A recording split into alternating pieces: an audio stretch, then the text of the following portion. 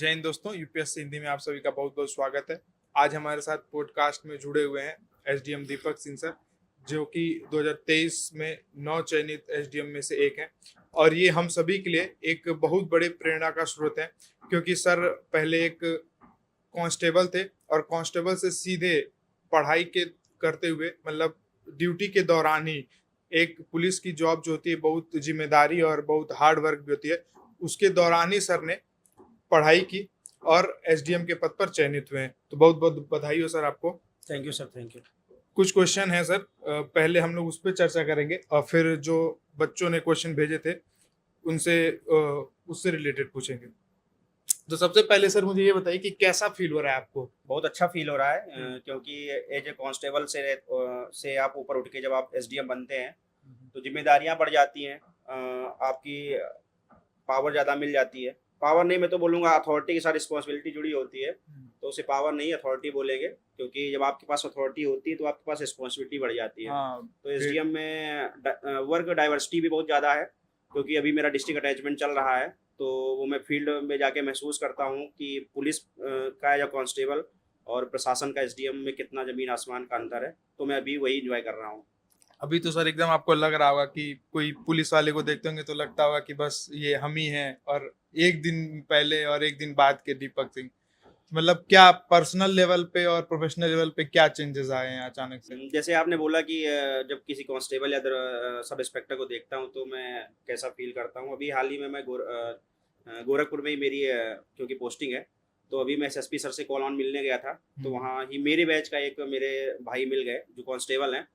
तो जब उन्होंने बोला कि सर मैं आपसे बहुत मोटिवेट रहता हूँ और सर आप जो बताते हैं मैं उसको सुनता हूँ, फॉलो करता हूँ, और एक दिन मैं आपसे एज आ एसडीएम एज आ डिप्टी सीओ बनकर मिलूंगा, तो बड़ा अच्छा फील होता है कि जो काम मैंने किया है एज अ कांस्टेबल से जो मैं एसडीएम बना हूँ, तो मैं लाखों युवाओं का स्रोत हूँ, मोटिवेशन का स्रोत हूँ, जो कहीं ना कहीं ग्रुप डी की नौकरी या ग्रुप सी की नौकरी कर रहे हैं और जो ऊपर उठना चाहते हैं।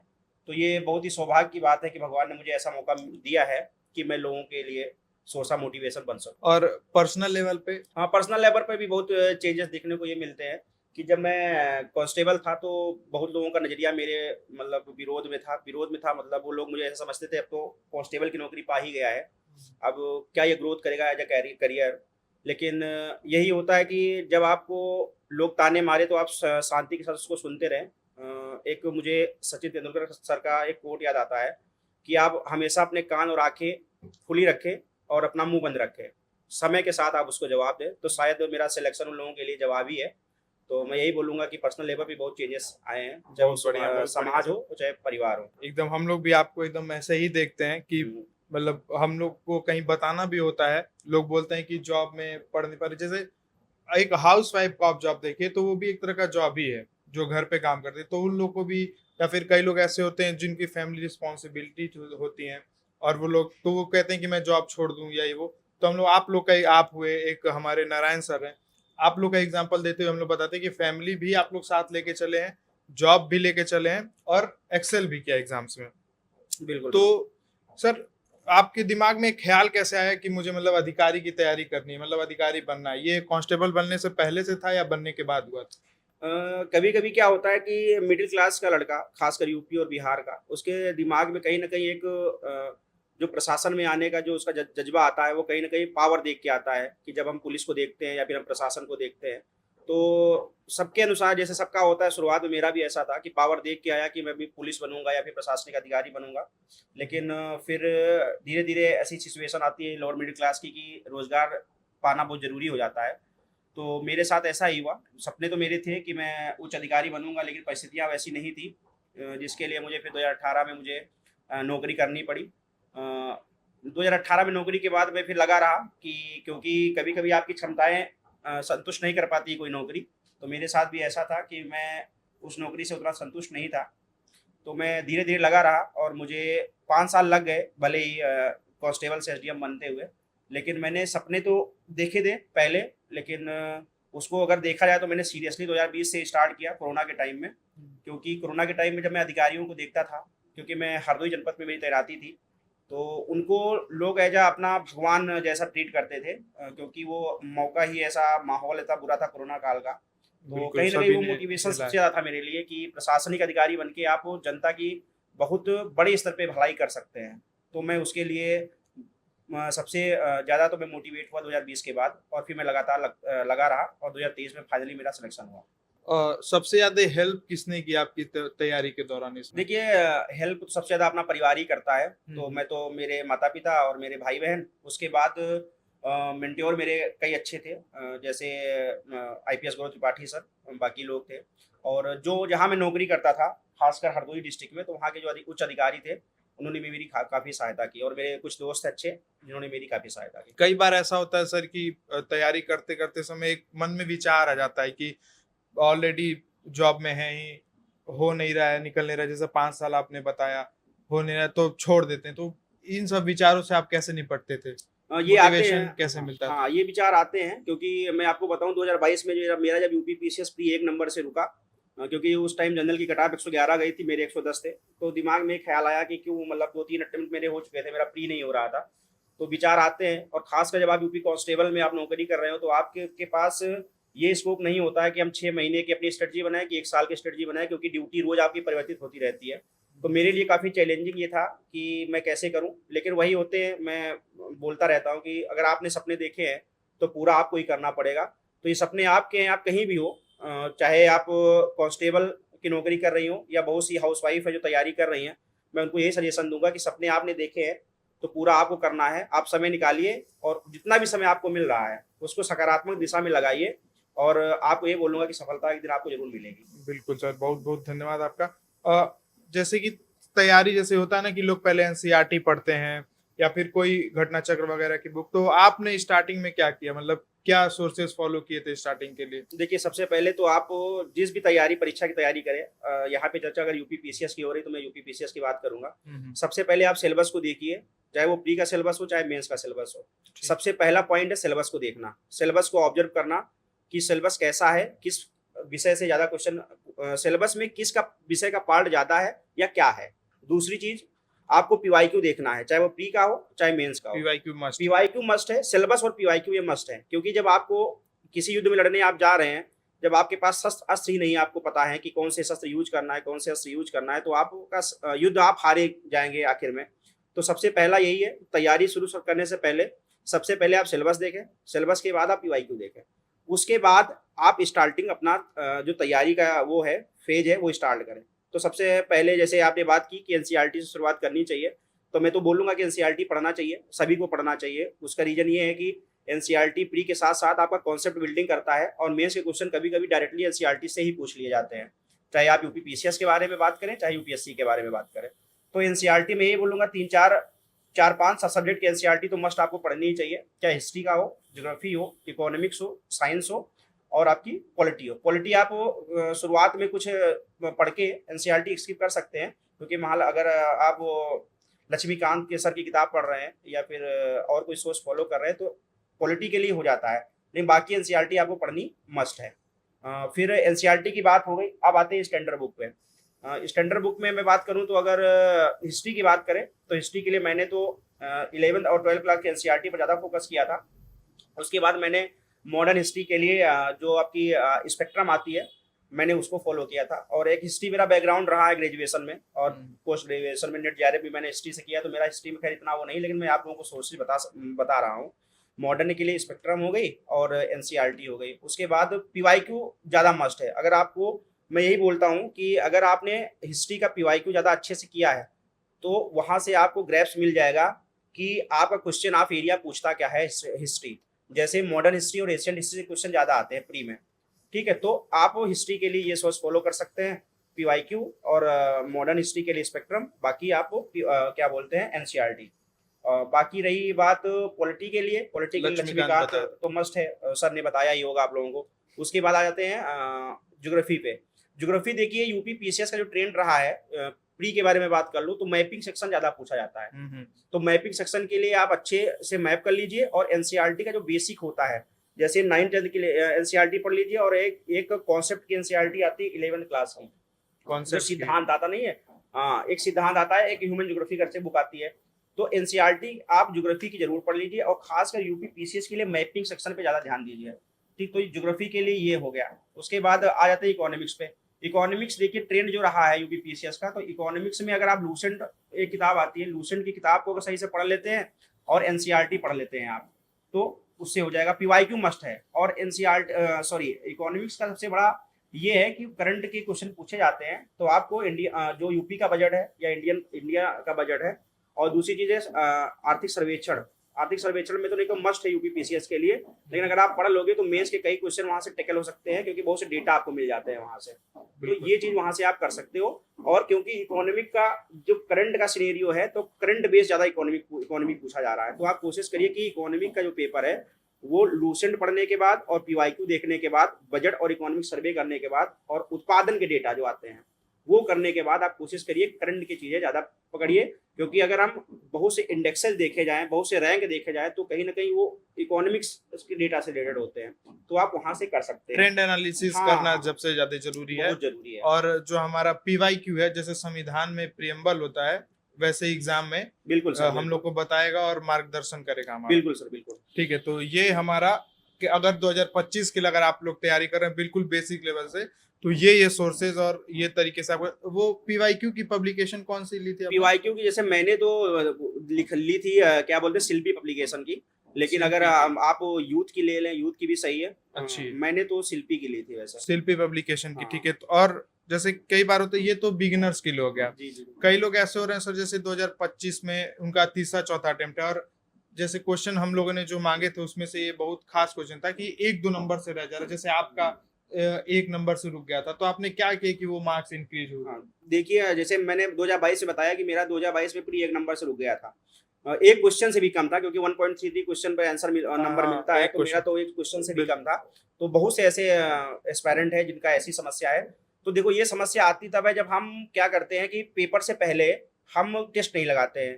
पीवाईक्यू को हम वो क्वेश्चन गलत कर देते हैं एग्जाम हॉल में, जो क्वेश्चन सबके सही होते हैं। ठीक है, पीवाईक्यू क्वेश्चन सही से करते नहीं है, तो जो क्वेश्चन पीवाईक्यू के और पीवाईक्यू के विकल्प से क्वेश्चन बनते हैं या कॉन्सेप्ट से बनते हैं, अगर यूपीपीसीएस का ट्रेंड देखा जाए तो 60 to 70 क्वेश्चन पीवाईक्यू और पीवाईक्यू के एनालिसिस से अगर आ जाते हैं, 150 में से 60 से 70 क्वेश्चन। बस ये है कि आप तरीका क्या है आपका क्वेश्चन पढ़ने का। बहुत लोग होते हैं क्वेश्चन का एनालिसिस नहीं कर पाते हैं कि अगर 2022 में क्वेश्चन पूछा गया है तो 2023, 24 या 25 में जब पूछा जाएगा तो ये पूछने का ढंग कैसे चेंज हो जाएगा। तो ट्रेंड एनालिसिस बहुत जरूरी है। तो मैं यही बोलूंगा जिसका 1 या 2 नंबर से रुक रहा है वो यही करे कि मल्टीपल रिवीजन आप करें। जो भी सोर्स आप फॉलो कर रहे हैं उसका मल्टीपल रिवीजन करें। पेपर जाने से पहले 10 से 15 टेस्ट अच्छे से लगा लें, और जो टेस्ट के एनालिसिस है उसको सही से नोट कर लें, क्योंकि आखिरी टाइम में वही आप सही से रिकॉल कर पाएंगे। तीसरी चीज क्या है, पीवाईक्यू छोड़िए मत। मैं तो यही बोलता हूँ कि स्टैटिक पोर्शन अगर 20 से 25 साल का आपके पास है तो आप लगा डालिए, वो आखिरी में आपको ही फायदा करेगा।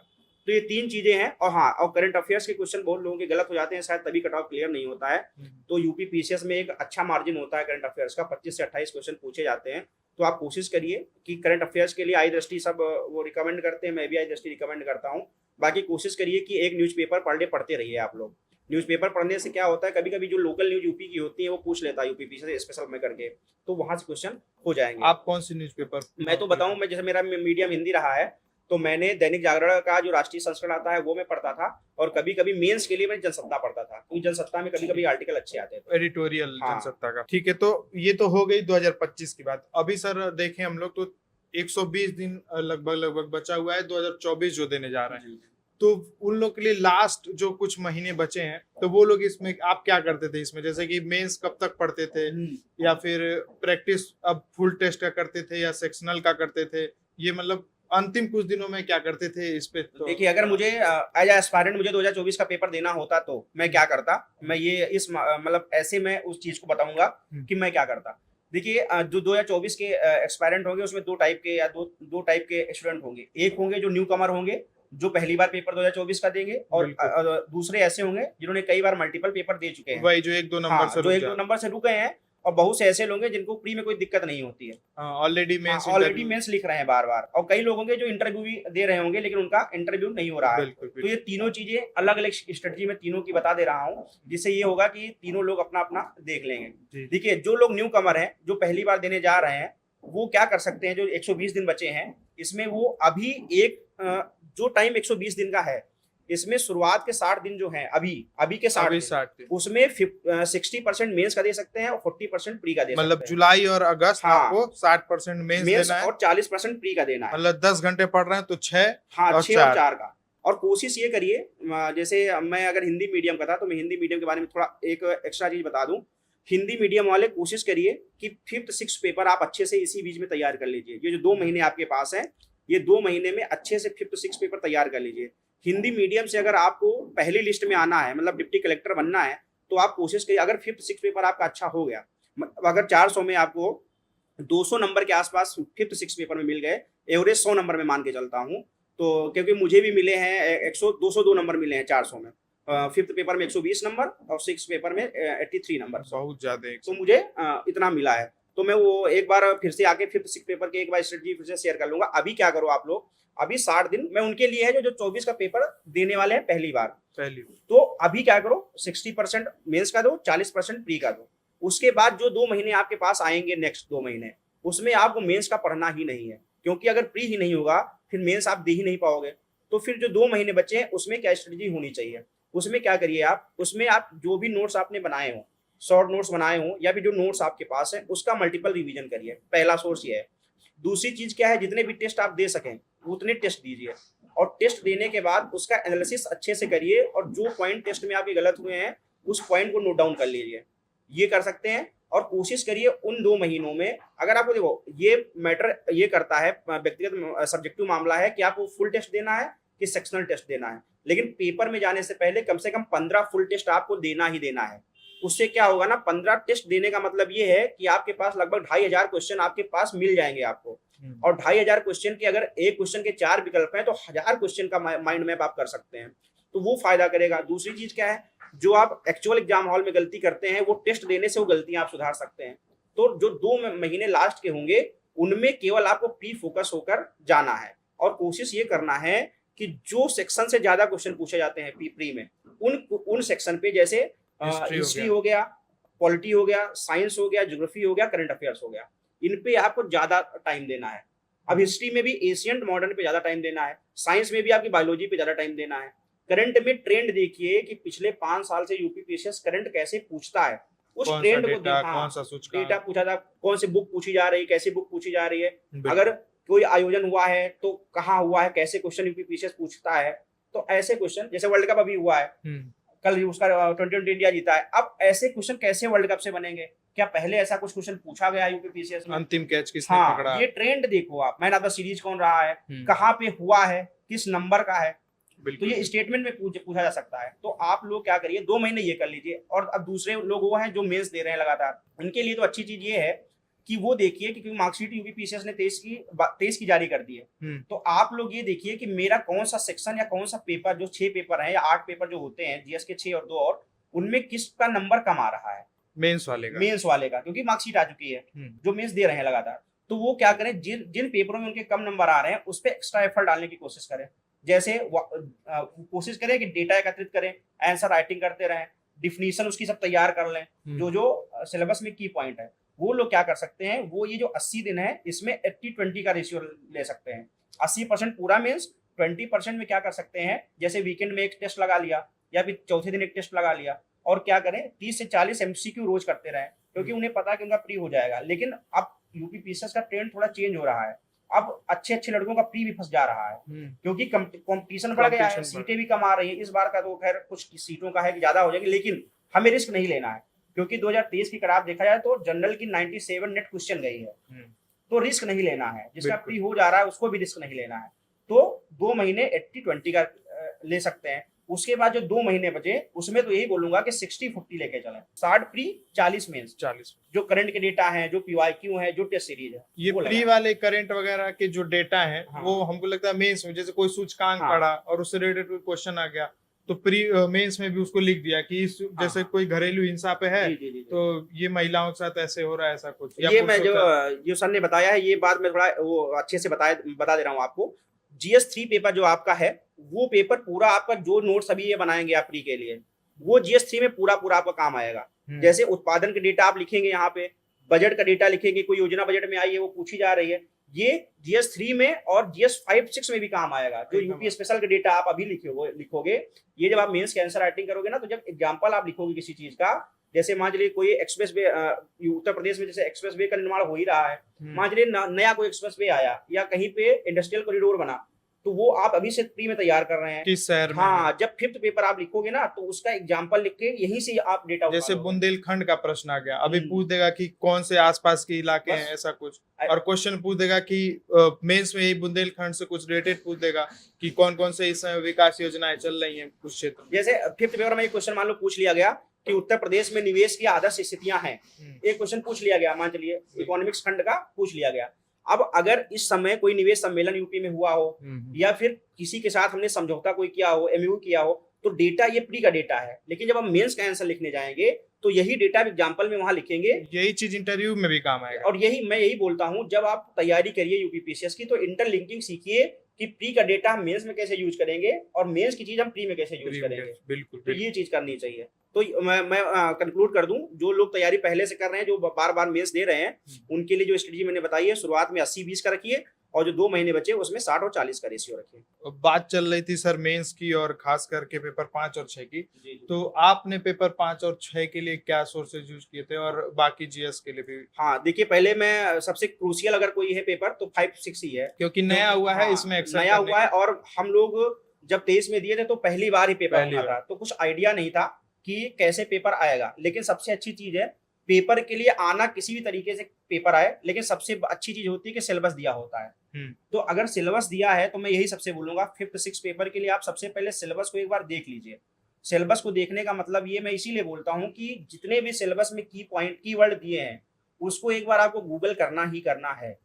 कितना कोई भी छोटा सा कीवर्ड है, जैसे 5th पेपर में अगर संग्रहालय दिया गया है, ठीक है, तो एक दिया है अगर आर्ट एंड कल्चर में, या जो हिस्ट्री वाला पोर्शन है उसमें जो भी दिया है वर्ड, उसको एक बार गूगल, जैसे अभिलेखागार दिया है तो एक बार आप उसको गूगल कर लीजिए कि अभिलेखागार क्या होता है, यूपी में अभिलेखागार कहाँ कहाँ है, तो ये चीज अभिलेखागार में क्या क्या रखा जाता है।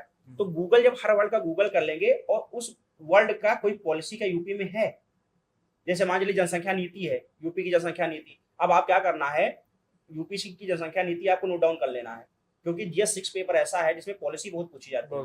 जब 2023 का पेपर आया था GS6, तो सब पॉलिसी बेस्ड। तो 5th-6 पेपर के लिए पहला है कि जितने भी कीवर्ड दिए हैं सबकी डिफिनीशन आपको आना चाहिए। दूसरी चीज क्या है, डिफिनीशन के बाद उस संबंध में कोई पॉलिसी है उसको आप नोट डाउन कर लीजिए। तीसरी चीज क्या है, सोर्सेज क्या होना चाहिए। तो सोर्स मैं बता दूं, मैंने अभ्युदय कोचिंग एक सरकार की होती है, उसके मैंने नोट्स यूज किए थे, ठीक है, और मैंने एक बुकलेट आती है दृष्टि पब्लिकेशन की, तो मैंने उसको पहली बार था, तो रिस्क लेना कोई चाहता पता नहीं था किसी को कहाँ से आएगा, तो जो एक राकेश सारस्वत सर की बुक आती है, तो मैंने उसको भी रिकमेंड, लेकिन मैंने ये नहीं कि मैंने पूरी चीजें किसी एक जगह से पढ़ी हैं, क्योंकि पहली बार था तो रिस्क था। अब आप लोगों के सामने अच्छी चीज ये है कि एक बार का पेपर आपके पास है तो थोड़ा एनालिसिस हो सकता है। बिल्कुल वैसे ही है कि जब कोई भूखा है और सामने ढेर सारी खाने लगे बन जाती है हमारी, तो मजबूरी हो जाती है कि ये भी खा लो, थोड़ा वो भी खा लो। तो 5th पेपर के ये लिखा, और 6th पेपर के लिए भी यही वो है डिफिनीशन। मैंने अभ्युदय कोचिंग के नोट्स यूज किया था और दृष्टि की वो पढ़ी थी, और साथ ही साथ में क्या करिए आप कि उस समय मेंस के टाइम, क्योंकि मैं बहुत लकी था कि एक यूपीएससी हिंदी ने एक ग्रुप मेंस का बनाया था, मैं बार बार ये बोलता हूँ हर जगह, क्योंकि उस ग्रुप मेंस मेंटरशिप का, उस ग्रुप में लगभग 350 लड़के जुड़े थे, और बढ़ते बढ़ते लगभग 405 या 410 लड़के हो गए थे लास्ट टाइम में। उस ग्रुप का फायदा ये था कि सब मेंस लिख रहे थे, तो कहीं ना कहीं से सब लोग अच्छे अच्छे क्वेश्चन, और सर की तरफ से रोज 5 से 10 क्वेश्चन पोस्ट किए जाते थे, तो हम लोग वहां से ड्राफ्ट वो करते थे कि क्वेश्चन कैसे बनाए जाते हैं कीवर्ड से। तो वो तो मेंस के टाइम में ग्रुप बन ही जाएगा, लेकिन अभी आप लोग क्या करिए, उस वर्ल्ड का सर्च करिए। कोचिंग, अगर किसी भी कोचिंग के आपको नोट्स पढ़ना है तो ये खुद की कॉल है, आप कर सकते हैं, लेकिन कुल मिला के सिलेबस कंप्लीट होना चाहिए। बिना सिलेबस कंप्लीट के 5th-6 पेपर में नंबर पाने बड़ा मुश्किल है। हाँ, एक काम और कर लीजिए आप लोग, 2018 से लेकर 2022 तक जितने भी पेपर हुए हैं GS से GS4 तक, उसमें यूपी के भी क्वेश्चन पूछे जाते थे। जैसे GS1 में कोई क्वेश्चन यूपी का पूछ लिया गया, GS2 में उन क्वेश्चन को भी आप प्रीवियस ईयर से करके एक जगह पर कंपाइल कर लीजिए, उससे आइडिया हो जाएगा GS5 और GS6 के क्वेश्चन पहले 4 साल में कैसे पूछे जाते थे। फिर 23 का पेपर आपके पास सही है तो यहाँ से एनालिसिस करके आप 5th-6 पेपर का कर सकते हैं। बिल्कुल। अब इसमें सर 1, 2, 3, 4 के लिए सोर्सेज तो ठीक है, वो तो लेकिन कई डाउट ऐसा रहता है ना कि करंट के लिए कैसे करें, मतलब मेंस में करंट, प्री का तो हाँ। ठीक है करंट हो गया, मेंस का करंट आपने क्या फॉलो किया था? देखिए जैसे मैं प्री के नोट्स बनाता था, प्री के नोट्स इन द सेंस कि जो डेटा मुझे लगा कि मेंस में काम का है उसको मैं नोट डाउन कर लेता था। अच्छा, मेंस का अलग। मेंस का मतलब प्री का तो काम आएगा ही कायम आएगा, मेंस का भी नोट किया। जैसे यूपी की जनसंख्या नीति आई 2022-23 में, 2021 या 22 में यूपी की जनसंख्या नीति आई। अब मुझे पता है कि यूपी की जनसंख्या नीति क्वेश्चन प्री में भी पूछा जा सकता है, मेंस में भी पूछा जा सकता है।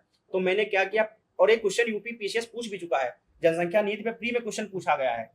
ठीक है, 21 या 22 में जनसंख्या नीति एक क्वेश्चन ही पूछ लिया था यूपी ने, और वो प्री में भी आया, और वो क्वेश्चन मेंस का भी है, रिलेवेंट क्वेश्चन है। ठीक है, तो मेरा कहने का मतलब है डेटा आप वही बनाइए जिसका यूज प्री और मेंस दोनों में। ठीक है, जैसे आपने बोला कि सर डेटा कहाँ से यूज करें, तो मैं यही बोलूंगा कि प्री, देखो अभी जो पेपर पढ़ रहे हैं, मैगजीन पढ़ रहे हैं, वो आपकी कॉल है, क्योंकि वो प्री मेंस आपका मजबूत करेगा। लेकिन जब आपका प्री का पेपर हो जाए और आपको लगे कि मैं इन हूं, फिर आप कोशिश करिए कि एक मैगजीन, कोई भी, जिस भी मीडियम के आप हो, हिंदी के हो, इंग्लिश के हो, एक मैगजीन और एक न्यूज़पेपर आपको रेगुलर फॉलो करना है। क्योंकि जो मेंस का पेपर होता है वो करंट बेस्ड क्वेश्चन अधिकतर होता जा रहा है, यूपी पीसीएस भी। तो अगर वो 3 महीने का आपने अच्छे से एनालिसिस किया है हर चीज का, हर न्यूज पढ़िए, तो आप डेटा वहीं से मिल जाएगा। कोशिश करिए कि आप एक डायरी बनाइए डेटा की, और कोशिश करिए GS first, GS second, GS third, GS four, GS five, GS six. GS four का मैं इसलिए बोल रहा हूँ कि बहुत से एग्जाम्पल हमारे आते हैं, जैसे सत्यनिष्ठा का कोई एग्जाम्पल आ गया, इंटीग्रिटी का, हाँ आता है कि इस अधिकारी ने ये काम किया, किसी को पद्मश्री, पद्म विभूषण मिला है, उसने क्या किया है कि पता चला कि 1 लाख पेड़ लगाए हैं। तो कहीं ना कहीं वो भी एक प्रकार का प्रकृति प्रति प्रेम है, तो वो भी जीएस 4 में कंपैरिजन में आप लिख सकते हो। तो ये सब चीजें आप सेक्शन वाइज आप नोट्स अपने बना लीजिए, और जो डेटा मिले वहीं वहां पे आप नोट डाउन कर लीजिए। जैसे सर अभी वो जो शुरू में हमने इस पे चर्चा की थी, अब थोड़ा इस पे विस्तार से कर ले रहे हैं कि वर्किंग, जैसे आप पुलिस की जॉब में थे, कभी भी कॉल आ सकती थी कि छुट्टी पे भी हैं अगर, तो कॉल आ जाती है कि नहीं नहीं यहाँ पे कोई अधिकारी का विजिट है या कोई नेता कुछ भी। तो वर्किंग के साथ साथ आप पढ़ाई मतलब कैसे किया आपने, कब समय देते थे, कब रात में पढ़ते थे, दिन में पढ़ते थे, किस हिसाब से आप पढ़ाई करते थे? देखिए ये एक बड़ा बहुत लोगों की एक क्वेश्चन है कि सर वर्किंग लोग कैसे वो मैनेज करें। तो सबसे मैं बता दूं कि जिस प्रोफेशन में मैं था उससे ज्यादा वर्किंग किसी में नहीं है। बिल्कुल समय ही नहीं। हाँ, क्योंकि जिस प्रोफेशन में मैं था, वो भी कांस्टेबल की नौकरी करते हुए, तो ये कहना कि सर मुझे टाइम नहीं मिलता है, तो मैं बोलता हूँ अपने साथ बेईमानी होगी। तो आपको टाइम है, बस आपको मैनेज करना है। टाइम सबके पास होता है, क्योंकि यूपी पीसीएस की जो सीरियस एस्पायरेंट है, मैं तो यही बोलूंगा कि अगर आपके पास 5 से 6 घंटे आपको मिल रहे हैं, तो अगर आपने स्मार्ट स्ट्रेटजी बनाई है और तरीका आपका स्मार्ट पढ़ने का है, तो आपका हो जाएगा। कैसे होगा मैं वो बता रहा हूँ। मान चलिए इसमें दो क्वेश्चन मैं शामिल कर लूंगा। एक क्वेश्चन ये कि जो वर्किंग लोग हैं, चाहे वो लड़का हो चाहे लड़की हो, और दूसरी चीज जो हाउस वाइफ है। ये 2 क्वेश्चन है, मैं दोनों को टैकल करूंगा एक ही साथ में। तो कोशिश करिए कितना भी आप जॉब प्रोफाइल आपकी वो होगी, 7 से 8 घंटे से ज्यादा जॉब प्रोफाइल किसी की नहीं होगी, अगर वो मतलब उसमें बिल्ड की नौकरी में नहीं है, मतलब पुलिस में या बाकी नौकरियों में। तो 8 घंटे आप निकाल दीजिए। देखिए 8-8-8 का रेशियो मैं हमेशा फॉलो करता था कि 8 घंटे आपकी ड्यूटी है, 8 घंटा आपका खाना सोना हो गया, आपके पास 8 घंटे हैं। 8 घंटे में आप 2 घंटे और निकाल दीजिए, तब भी आपके पास 6 घंटे हैं। 6 घंटे आप जो भी तैयारी आप कर रहे हैं, पहली बात है कम से कम उसका 1 साल का टारगेट बना के रखिए, क्योंकि यूपी पीसीएस का सिलेबस इतना लेंदी है। तो अब आपको क्या करना है, 1 साल का टारगेट रखिए, और कोशिश करिए सिलेबस को 7 से 8 महीने में कंप्लीट कर लीजिए। तो एक अच्छा तरीका ये है, मान लीजिए आप वर्किंग है, तो अगर मेरा क्या था, कभी मुझे दिन में बुला लिया जाता था, कभी मुझे रात में बुला लिया जाता था। तो खुद को थोड़ा ढाल लीजिए कि अगर दिन में भी पढ़ना पड़े तो आप दिन में भी पढ़ लीजिए, रात में पढ़ना पड़े तो रात में पढ़ लीजिए। उस हिसाब से अपना शेड्यूल फ्लेक्सिबल कर लिया। क्योंकि फ्लेक्सिबल नहीं करोगे, जैसे मेरी नौकरी ऐसी थी, मुझे रात में कभी बुला लिया जाता था, दिन में बुला लिया जाता था। तो बहुत से लोग ऐसे होंगे इसमें, लकी होंगे जिनकी शेड्यूल दिन का ही होगा, रात में वो आराम से कर सकते हैं। तो आपका ये करना है, आपको क्या करना है, आपका शेड्यूल थोड़ा स्ट्रिक्ट बनाना है पढ़ाई के संबंध में। अगर नींद से आधा 1 घंटा समझौता करने पड़े, तो नींद से समझौता ना करके सोशल मीडिया से समझौता करिए। जो आप लोग रील कल्चर जो चल रहा है कि हम लोग क्या करते हैं, घंटे 1.5 घंटे रील देखते हैं, बिता देते हैं। जब पढ़ने का नंबर आता है तो हमारे पास, हम लोग बोलते हैं हमारे पास टाइम नहीं है। टाइम सबके पास होता है, बस टाइम का यूटिलाइजेशन हमें नहीं पता कैसे करना है। तो आप लोग कोशिश करिए कि 5 से 6 घंटे का शेड्यूल बनाइए। शेड्यूल को हेक्टिक मत बनाइए कि एक ही दिन में, मान लीजिए फर्स्ट पेपर, आप बहुत ऐसे महानुभाव होंगे जो एक ही दिन में सोचेंगे 10 दिन में पढ़ के हम वो कर लेंगे। नहीं, शेड्यूल को थोड़ा फ्लेक्सिबल इसलिए बनाइए कि आपके पास अगर किसी दिन 2 ही घंटे रहा तो आप परेशान ना हो, पैनिक ना करें। 2 घंटे पढ़ के भी नेक्स्ट दिन का टारगेट बना लीजिए कि हम आज 1 घंटे ज्यादा पढ़ लेंगे। तो टाइम मैनेजमेंट करें, स्मार्ट स्टडी बहुत जरूरी है। जैसे मान चलिए आपका ऑफिस 30 किलोमीटर दूर है, ट्रेवल करते जा रहे हैं, पब्लिक ट्रांसपोर्ट से जा रहे हैं, तो आप कोशिश करिए कि आर्टिकल एडिटोरियल आ रहा है या फिर यूपीपीएससी हिंदी का अपना कुछ आ रहा है, ठीक, बहुत से फ्री इनिशिएटिव चला रहे हैं, तो आप लोग उसी बीच में वो कर लीजिए। बिल्कुल, ठीक है, आपका आने जाने में 1 घंटा जा रहा है तो वो कर लीजिए। या फिर क्या करिए, मोबाइल में जैसे आपने कोई नोट्स बनाया है उसका कभी कभी क्या करिए, उस नोट्स को अपने मोबाइल में रखिए और वॉइस रिकॉर्डिंग रखिए उसकी, वो सुन लीजिए। तो यही स्मार्ट तरीका है। और कोशिश करिए कि डिजिटली नोट ज्यादा बनाइए, जो वर्किंग लोग हैं वो डिजिटली नोट ज्यादा बनाइए। क्योंकि मान चलिए आपकी ड्यूटी कहीं अलग लग गई, अब आपका पूरा जो किताब कॉपी है आपके रूम पे है, तो आप कैसे पढ़ोगे? तो डिजिटली हर चीज कोशिश करिए कि टेक्नोलॉजी का यूज ऐसे लोग ज्यादा करें। अब दूसरा क्वेश्चन था हाउस वाइफ कैसे मैनेज करें। तो हाउस वाइफ के लिए मैं यही बोलूंगा कि जितना भी मतलब अगर आपके पास बच्चे हैं, हस्बैंड वर्किंग है, तो आप कोशिश ये करिए कि जितना भी सुबह का काम अपना करके, बच्चा स्कूल चला गया या हस्बैंड चला गया, तो आप 3 से 4 घंटे कोशिश करिए कि वहां निकालिए आप। देखिए, अगर आप जिंदगी भर इसका ताना देती रहे या ऐसा बोलती रहे कि नहीं सर मतलब नहीं टाइम मिलता है, तो फिर ये सबका मतलब जिंदगी भर आप खुद से संतुष्ट नहीं हो पाएंगी। तो आप कोशिश ये करिए 3 से 4 घंटे अगर आपको मिल रहे हैं, तो हो सकता है कि हम 1 साल में हमारी 8 महीने में तैयारी ना हो, हमारी 15 महीने में तैयारी तो हो जाएगी। बिल्कुल बिल्कुल भाई, हम टारगेट फिर 1 साल का क्यों रखे? अगर ऐसी समस्या है तो हम ड्यूरेशन बढ़ा सकते हैं थोड़ा। बाल्टी भरनी है, हाँ, 1 बाल्टी घंटे में भरनी नहीं है, तो 2 घंटे में भरेगी। अब उस चीज से फ्रस्ट्रेट नहीं होना है कि हमारा फर्स्ट अटेम्प्ट में नहीं हो रहा है। मुझे खुद 3 से 4 अटेम्प्ट लग गए एसडीएम बनते। अब सोच लीजिए मैं कितना फ्रस्ट्रेट होता रहा हूँ जब मैं पुलिस में रहा हूँ। तो ये समस्या है, देखिए जेन्युइन समस्या है।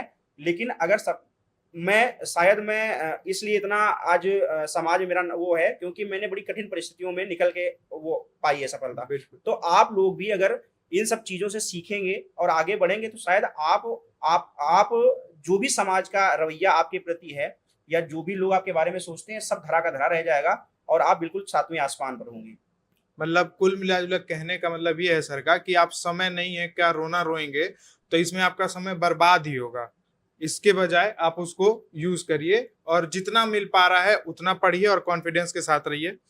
सर, एक पेपर होता है हिंदी का मेंस में, ठीक है, कुछ पोर्शन प्री में भी आता है, हालांकि वो सी सेट में रहता है तो बहुत ज्यादा मैटर नहीं करता है, लेकिन मेंस में जो तो और कई बार ऐसा आता है कि मार्क्स का वेरिएशन 60 होता है, किसी किसी को 110 मिल जाते हैं। तो उसके लिए आपने क्या सोर्सेस फॉलो किया? देखिए, दो तीन चीजें हैं, मैं यही बोलूंगा। मैंने हिंदी पे ज्यादा एफर्ट किया नहीं था, लेकिन उसका मुझे खामियाजा मिला, मुझे नंबर कम मिले हिंदी में। मैं बिल्कुल स्पष्ट बोल रहा हूँ। तो मेहनत नहीं करोगे तो नंबर कम मिलेगा, भले मैं 20वीं रैंक बैठा हूँ, लेकिन हिंदी में मुझे नंबर कम मिले। लेकिन जो गलती मैंने की वो आपको नहीं करनी है, मैं ये बताऊंगा आप लोगों को। बिल्कुल। सबसे पहली चीज क्या है, जितना भी कीवर्ड सिलेबस में है उसकी सबकी कम से कम डिफिनीशन, विशेषताएं, अंतर। जैसे शासकीय पत्र हो गया, अशासकीय पत्र हो गया, कार्यालय आदेश हो गया, कार्यालय ज्ञाप हो गया, ये तो फिक्स्ड है, पूछता ही है। ये क्वेश्चन पूछता है। तो इनकी डिफिनीशन, विशेषताएं और अंतर और हर चीज की एक ड्राफ्ट, ये आपको आना चाहिए। ये आप नोट्स में अपना बना लीजिए। जब हम लोग मेंस दे रहे थे तो जो ग्रुप अभी बताया कि यूपीएससी हिंदी का बना था, उस पे क्या था, इन लोगों की एक पीडीएफ थी 15-20 पेज की। खुद बना के। तो मैंने क्या किया था, मैंने उसको सेव कर लिया था क्योंकि मुझे मेहनत नहीं करनी पड़ी, मैंने वो चीज वहीं से पढ़ ली। तो आप लोग भी थोड़ा स्मार्ट तरीके से कहीं से पीडीएफ जैसे सर के लोगों की मिल जाएगी, वहां से पढ़ लें। और कोशिश करिए पीडीएफ के साथ साथ खुद से एफर्ट करिए, ठीक है। जैसे सिलेबस के इन सब जो चीज मैंने 4 बताई, संक्षेपण भावार्थ आता है, उसको एक बार देख लीजिए, संक्षेपण क्या होता है, भावार्थ क्या होता है, संक्षेपण कितने शब्दों में लिखा जाता है, संक्षेपण की विशेषताएं क्या है, भावार्थ की विशेषताएं क्या है। ये 2 पोर्शन हो गए। उसके बाद आता है जो 1 वर्ड वाले, जो क्वेश्चन बिल्कुल व्याकरण वाले आते हैं। व्याकरण। तो व्याकरण के लिए मैं यही बोलूंगा, जैसे बहुत लोग बोलते हैं कि मैंने क्या किया था, एक पीएन पांडे सर की किताब आती थी, ठीक है, और एक हरदेव बहादुर सर की किताब आती थी। और मैंने क्या किया था, इन दोनों का जैसे लोकोक्तियां, मुहावरे। हाँ, मैं एक ही और बोलूंगा, हिंदी में अगर आपको नंबर ग्रेस्प करने हैं तो 30 नंबर की लोकोक्तियां, मुहावरे आते हैं। तो ये 30 नंबर आपको सही से तैयार कर लेने हैं। और बाकी जो 1 वर्ड सब्स्टिट्यूशन आते हैं, ये सब चीजें कोशिश करिए ग्रामर का पोर्शन आप ज्यादा अच्छे से। लेकिन बुक में बहुत ज्यादा दिया है, तो ये सारा याद करते थे या कैसे डिसाइड करते थे कि ये पढ़ लो तो इम्पोर्टेंट है? हिंदी में डिसाइड आप नहीं कर पाओगे क्या पढ़ना है। एक आपको अच्छा आइडिया देता है हमेशा प्रीवियस ईयर पेपर। तो आप प्रीवियस ईयर पेपर सही से देखिए। और मैं ये बोलूंगा, हिंदी के लिए कोशिश करिए जो आरओ का मेंस होता है, तो एक बार वहां के भी प्रीवियस ईयर मेंस का देख लीजिए, क्योंकि बहुत से क्या होता है, वहीं से उठा के कभी कभी पीसीएस पूछ लेता है। तो एक काम वो कर सकते हैं, और कोशिश करिए जब भी किताबें पढ़िए, लोकोक्तियां, मुहावरे के लिए, जो भी सिलेबस में आने का आर्थिक शब्द के लिए जो भी है उसके लिए, वो कोशिश करिए कि एक दो बार रीडिंग कम से कम जरूर लगा लीजिए, याद मत करिए, रीडिंग लगा लीजिए। मतलब उसको थोड़ा सा ऐसा जनरलाइज कर ले कि ऐसा हाँ, होगा, तो जैसे इसका लोकोक्तियां मतलब ये मुहावरे नहीं। जब आप पढ़ें तो उसको खुद के समाज से रिलेट करके पढ़ें। हाँ बिल्कुल बिल्कुल। ये सबसे अच्छा तरीका है पढ़ने का। ठीक है, जैसे नाच नावे आंगन, बहुत से ऐसे हैं, नाच नावे आंगन टेढ़ा, तो सोच लो कि बहुत से लोग हमारे घर में शिकायत करते हैं, अरे हमें टाइम ही नहीं मिलता, हम पढ़े क्या। तो ये उन पे अप्लाई होता है कि उनको पढ़ना है ही नहीं, वो केवल हमको वो दे रहे हैं, बस वो आंगन टेढ़ा है बस इसका बस। वही। तो वो जैसे हम लोग अभी बोलते हैं कि हमारे पास अब टाइम नहीं है, टाइम सबके पास है, लेकिन हम बहाना ढूंढते रहते हैं। तो जो चीज आप पढ़िए लोकोक्तियां मुहावरों में, तो वो देखिए कि आप, और ये समाज अपना ऐसा है ना, सब लोकोक्तियां मुहावरे यहीं से निकले हैं। ठीक है, तो उसको रिलेट करके पढ़िए आप। लोकोक्ति का मतलब यही है हाँ कि आपस में जो हाँ बात। प्री का तो सर आपने बहुत बेहतरीन तरीके से बताया कि क्वेश्चन आंसर, क्वेश्चन का नोट्स बना लेना है जो जो गलती हो रहा है। हाँ मेंस का आप नोट्स कैसे बनाते थे, मतलब जो हाँ। क्वेश्चन आंसर फॉर्मेट में बनाते थे या direct to direct topic wise बनाते थे, किस तरह से notes? देखिए मेरा मेंस का ये था कि सबसे पहले मैं जितना भी कीवर्ड है उसकी डिफिनीशन तो मेरे पास होनी चाहिए, पहली चीज। जैसे जीएस फर्स्ट का था, जीएस फर्स्ट के मैंने क्या क्या हिस्ट्रिकल मैंने नोट्स नहीं बनाता, इसलिए क्योंकि मेरा बैकग्राउंड था, मैंने पहले बता दिया। लेकिन आप लोगों को जो तैयारी कर रहे हैं उनको नहीं करना है, उन्हें जो सिलेबस के पॉइंट है कम से कम उसके नोट्स आपको लिख ही लेने हैं, शॉर्ट नोट्स बना ही लेने हैं। तो जीएस फर्स्ट में ज्योग्राफी हो गया। देखो ज्योग्राफी का पढ़ने का तरीका मैं बता दूं, मेंस का क्या है। ज्योग्राफी ऐसी चीज है कि अगर आपने पीवाईक्यू अच्छे से किया है और जो करंट में चीजें चल रही हैं, जैसे मान लीजिए कहीं पे भूकंप आया और आपको पता है कि सिलेबस में भूकंप दिया है, तो आप वहीं पे भूकंप क्या है, भूकंप के कारण क्या है, भूकंप के प्रभाव क्या है, हाल ही में भूकंप कहाँ आया, जैसे बादल फटने की परिघटना जैसे हाँ, अब ये बहुत आपने अच्छी चीज बोली, 2023 में बहुत चल रहा था कि बादल फट रहे हैं जगह जगह। अब मैंने क्या किया, बादल क्या कैसे फटता है, कैसे निर्माण होता है उसका, कब बोलते हैं कि बादल हाँ, फटा और है। दूसरी चीज है, आप जीएस फर्स्ट के साथ साथ डिजास्टर मैनेजमेंट में भी ये क्वेश्चन आ सकता है, बादल फटने वाला। तो आप क्या करिए, एनसीआरबी का डेटा भी आता है इस संबंध में कि इतने सालों में कितने लोग इससे मरे। अब जब कैलेमिटी दशानी हो कि जान माल का प्रभाव, एग्जाम्पल में आप इसको लिख लीजिए। तो ये सब चीजें ऐसे पढ़िए तभी होगा अच्छे से। मेंस का नोट्स बिल्कुल इस तरीके से बनाना है कि डेटा वगैरह और करंट की चीजों को देखते चलना है। जैसे बहुत बार बार भूकंप आ रहा है तो थोड़ा भूकंप देख लिया, बिल्कुल बिल्कुल, ईपी सेंटर क्या हो रहा है। और ये भी देखना है कि जो चीज करंट में चल रही है क्या सिलेबस में वो लिखा है नहीं लिखा है। मान लीजिए सुनामी लिखा है या फिर वो लिखा है, ज्वालामुखी उद्गार लिखा है, जो चीज सिलेबस में लिखा है अगर वो चीज करंट में कहीं है तो एक बार उसको स्टैटिक पोर्शन से देख के करंट उसको ऐड कर लीजिए आप। और जो भी चीजें सिलेबस में दी है, मैं फिर बोल रहा हूँ, एक बार उसको गूगल जरूर करना है और उसको लिखना है। देखो मेंस के लिए अगर आप किसी का नोट्स पढ़ रहे हैं किसी भी इंस्टीट्यूट का, तो वो ठीक है पढ़िए, कोई दिक्कत नहीं है, लेकिन सिलेबस के पॉइंट उसमें ऐड होने चाहिए और जो एग्जाम्पल है वो होना ही चाहिए। मैं तो यही करता था। और जीएस 3 के लिए मैंने इकोनॉमिक्स के लिए एक्स्ट्रा ना पढ़ के, कि मैंने केवल एनसीईआरटी 11th की जो आती है मैंने उसको और करंट को अच्छे से पढ़ा था, वो हो गया था वहां से। जीएस 4 के लिए मैंने, देखो जीएस 4 का एक ऐसा पेपर है जिसके लिए एक सोर्स नहीं है कोई, मैं तो यही बोलूंगा। जीएस 4 ऐसा डायनेमिक, मुझे लगता है कि डायनेमिक पेपर है। तो जीएस 4 के लिए सबसे अच्छी स्ट्रेटजी यही है कि जीएस 4 के कीवर्ड आपको अच्छे से आने चाहिए, कीवर्ड और कीवर्ड से संबंधित एक दो एग्जांपल। क्योंकि यूपी पीसीएस क्या करता है, केस स्टडी एक ही पूछता है, एक से दो पूछता है। तो केस स्टडी पे ज्यादा फोकस ना करके आपका जो फंडामेंटल है जीएस 4 का वो आपको करुणा वगैरह। हाँ, और एक चीज मैं बताऊं, अगर आपके अंदर खुद से ईमानदारी है तो जीएस 4 का पेपर ईमानदारी से आपका हो जाएगा। ये मतलब खुद की ईमानदारी। हाँ। ऐसे ही सर, जैसे कई बार ऐसा होता है ना कि लोग को अंदर से कॉन्फिडेंस नहीं आ पाता, पढ़े तो रहते हैं, जब प्री का पढ़ रहे हैं तो मुझे नहीं लगता है कि जीएस उनका कमजोर है, प्री क्वालिफाई होता है तो उनको लगता है कि मेंस का तो कुछ पढ़े ही नहीं। तो क्या वो जो बचे 3 महीने हैं प्री और मेंस के बीच के, उसमें वो मेंस क्वालिफाई कर सकते हैं? मेंस नहीं, अगर मेंस पहले से नहीं पढ़ा है तो। हाँ, मेंस पहले से पढ़ा हुआ है पर उनको लग ही नहीं रहा है, वो मानने की तैयारी नहीं कि मेंस पहले से पढ़ा है, कोई आंसर राइटिंग प्रैक्टिस नहीं की है, एक तरह से ये समझ। देखिए मैं तो यही बोलूंगा कि आंसर राइटिंग प्रैक्टिस तो मस्ट है, ठीक है। अगर मान लो, देखो बहुत सी चीजें होती हैं, अगर आप जीएस की तैयारी करते हैं तो प्री के स्तर पर ही हम 50 से 60% मेंस की तैयारी हम कर लेते हैं, वो ठीक सब है। सिलेबस लगभग सेम ही है, लगभग सेम ही है। जो बचे चीजें हैं जैसे डिजास्टर मैनेजमेंट हुआ, साइंस एंड टेक हुआ, ठीक है, जो इथिक्स हुआ, ये सब चीजें जो प्री में नहीं आती है। तो इसके लिए हमें थोड़ा अलग से एफर्ट करने पड़ेंगे।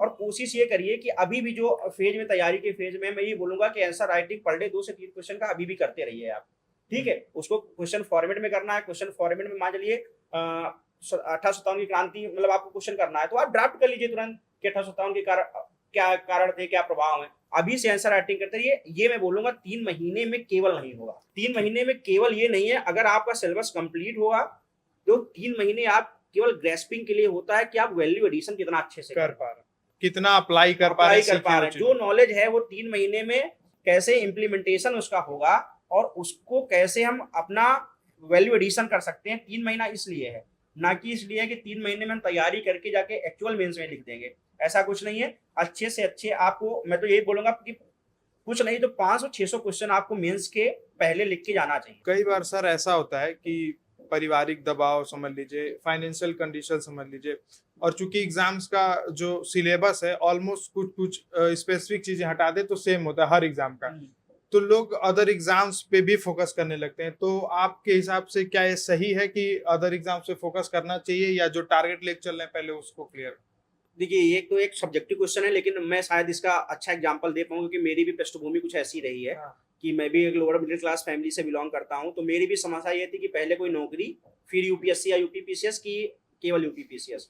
तो खैर मेरी पुलिस की नौकरी थी, तो थोड़ी मेरी आर्थिक सहायता वहां से हो जाती थी। लेकिन जिनके पास नहीं है उनके सामने से वो समस्याएं हैं, क्योंकि अभी कंडीशन ऐसी हो गई कि एग्जाम थोड़ा टफ होता जा रहा है यूपीपीसीएस। लेकिन मैं यही बोलूंगा कि होता तो हम ही लोगों में से किसी का एक का ही है, मतलब जितनी भी वैकेंसी आती है होता तो हम ही में से है।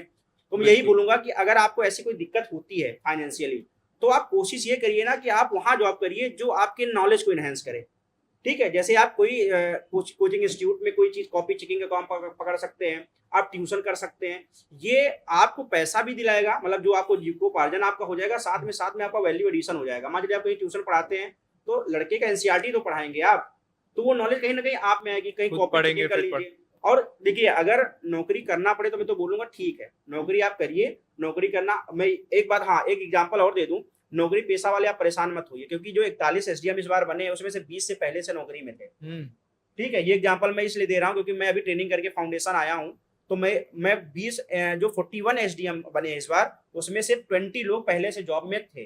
तो ये रोना आप मत रोइए कि हम जॉब में हम कैसे करें। जॉब छोटी भी हो सकती है, बड़ी भी हो सकती है, बस मैनेजमेंट आपको करना है। हाँ, अगर आपको आर्थिक दिक्कत है तो नौकरी आप कर रहे हैं तो कोई दिक्कत नहीं, नौकरी करते रहिए। लेकिन अगर सपने बड़े देखे हैं तो उसमें निरंतर लगे रहिए। एक बहुत जैसे जो तैयारी शुरू करते हैं खास करके उनके लिए ये प्रश्न बहुत जरूरी होता है कि कोचिंग करना जरूरी है क्या, कि 2-3 साल जाके समय दे रहे हैं अपना, आराम से बैठ के बस बैठे हैं, पढ़ रहे हैं, सामने सर हैं, नए नए ज्ञान की चीजें बता रहे हैं, तो वो जरूरी है या नहीं? देखिए मैं तो बताऊं, जैसे मैं ईमानदारी से बताऊंगा, मैंने कोई स्पेशली किसी कोचिंग में मैं नहीं पढ़ा हूं। मैं हर जगह ये बोलता हूं और मैं आपके मंच क्यों, हाँ लोगों ने मेरी सहायता की, ये मैं बोलूंगा। जैसे यूपीएससी हिंदी ने मेरी बहुत सहायता की मेंस के टाइम और क्या बोलते हैं इंटरव्यू गाइडेंस के टाइम। तो मैं यूपीएससी हिंदी के लिए, इसके लिए मैं रेडी हूँ। बात रही कोचिंग करना चाहिए कि नहीं करना चाहिए, अब ये भी एक सब्जेक्टिव मामला ये है कि बहुत से लड़के ऐसे हैं जो खुद से ईमानदार नहीं है, मतलब वो खुद से नोटबुक लाके, खुद से स्टैंडर्ड बुक लाके, खुद से एनसीईआरटी नहीं पढ़ सकते, नहीं पढ़ पाते, शेड्यूल नहीं बना पाते। उन्हें लगता है कि मतलब वो ईमानदार खुद से नहीं है। तो मैं ये बोलूंगा अगर आपकी आर्थिक परिस्थितियां ऐसी हैं कि आप कोचिंग कर सकते हैं तो आप कोचिंग बिल्कुल करिए।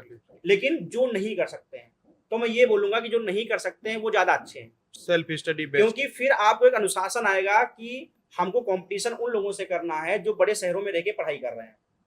तो ये अच्छी चीज है। मैं यही बोलूंगा कि अब तो सोशल मीडिया का जमाना है, ऑनलाइन इतना अच्छी सामग्रियां मिल रही हैं, और अब तो नॉमिनल मतलब पैसे में बहुत कम उस पे लोग अच्छी सेवाएं दे रहे हैं। तो आप उसका फायदा उठाइए, ना कि बड़ी कोचिंगों में जाके लाखों रुपया बर्बाद कर रहे हैं। तो मैं तो यही बोलूंगा कि खुद से ईमानदार रहिए, और जो लोग कम पैसे में या फिर अच्छी क्वालिटी का कंटेंट दे रहे हैं आप वहां जाइए। तो मेरी तरफ से तो सर अभी के लिए सारे प्रश्न लगभग खत्म हो चुके हैं। आपको अपने तरफ से कुछ बताना हो तो आप बता सकते हैं। और हाँ, मैं तो यही बोलूंगा जो बचे 4 महीने हैं इसमें ईमानदारी के साथ अपना रूटीन सेटअप कर लीजिए। रूटीन इसलिए जरूरी है क्योंकि फिर होगा नहीं। मैं तो ईमानदारी को जहां मैं बोलता हूँ ईमानदारी से बोलता हूँ, अगर आप खुद से ईमानदार नहीं है तो सिलेक्शन हमेशा आपसे दूर जाता रहेगा, क्योंकि 5.5-6 लाख लड़के एग्जाम देते हैं। अब जब मैं दे रहा था पेपर तो 254 पोस्ट थी, और सबसे कम पोस्ट थी 2023 में सबसे, और 5.5 लाख बच्चे फॉर्म फिल किए थे। तो अब कंपटीशन देख लीजिए, आप खुद से देख लीजिए कैलकुलेशन करके कि कितना एक सीट पे कितना वो है। तो थोड़ा ईमानदारी से 4 महीने आपका है, शेड्यूल बनाइए, अच्छा खाना खाइए, वो करिए, प्रेशर मत लीजिए। देखो एंजाइटी सबको होती है, डिप्रेशन सबको होता है, हम बैठे हमको भी हुआ है, जो तैयारी करता है, जो सिलेक्ट हुआ है उसका भी हुआ है। हाँ। तो ईमानदारी के साथ तैयारी करिए, और भविष्य में अगर मुझे फिर से मतलब वो करना पड़ा तो सर के साथ मैं फिर आपके सामने आऊंगा और फिर आपको तो बताऊंगा बिल्कुल चीजें। सर का बहुत बहुत धन्यवाद। इसी के साथ हम लोग सेशन को एंड करेंगे। अधिक और ऐसे ही वीडियोस के लिए हमारे चैनल यूपीएससी हिंदी को सब्सक्राइब करिए और ज़्यादा से ज़्यादा शेयर करिए, ताकि हम लोग को भी मोटिवेशन मिले कि आपको ऐसे जो भी गाइडेंस से रिलेटेड दिक्कतें आ रही हैं उसको हम लोग दूर कर सकें। तो मिलते हैं अगले वीडियो में। सभी को जय हिंद, धन्यवाद।